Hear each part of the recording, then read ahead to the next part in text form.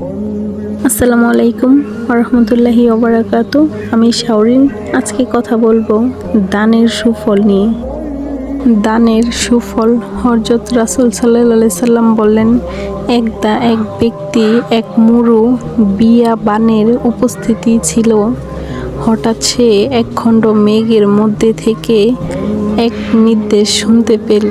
কে যেন বলছে যে অমুক ব্যক্তির বাগানে পানি বর্ষণ করো।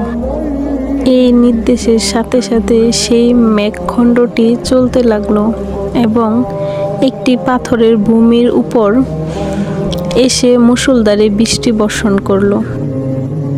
তারপর বৃষ্টির সমস্ত পানি নালা দিয়ে প্রবাহিত হয়ে চলল। সেই লোকটি পানির স্রোতের অনুসরণ করলো।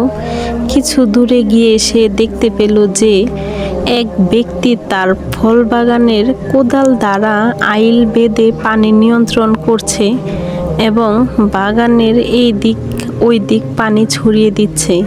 লোকটি বাগানের মালিককে জিজ্ঞাসা করলো, হে আল্লাহর বান্দা, আপনার নাম কি? উত্তরে লোকটি তার নাম বলল।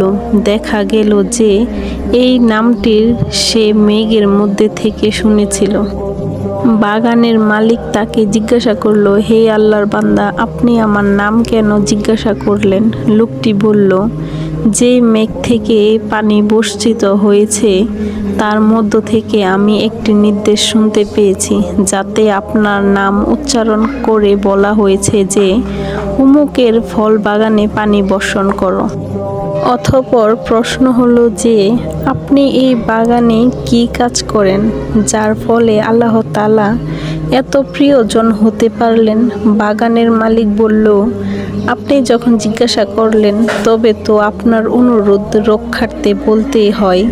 আমি এই বাগানের সমস্ত উৎপন্ন ফসলের হিসাব করে তার 1/3 দান করে দেই এবং 1/3 আমার নিজের জন্য ও আমার পরিবার পরিজনের জন্য সংরক্ষণ করি, আর অবশিষ্ট 1/3 পুনরায় এই বাগানে কাজে ব্যয় করি।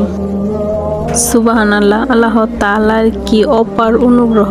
যে ব্যক্তি যথাযথভাবে আল্লাহর অনুগত করে আল্লাহ তাআলা তার যাবতীয় কর্ম গায়বীভাবে সাহায্য দ্বারা এমনভাবে সমাধান করে দেন যে সে তা জানেও না।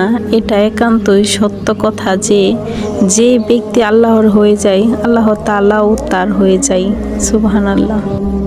সুতরাং দান করতে থাকুন আপনার সামর্থ্য অনুযায়ী। ইনশাআল্লাহ অবশ্যই মহান আল্লাহ তাআলা তার থেকেও দ্বিগুণ ফিরিয়ে দিবে আপনাকে।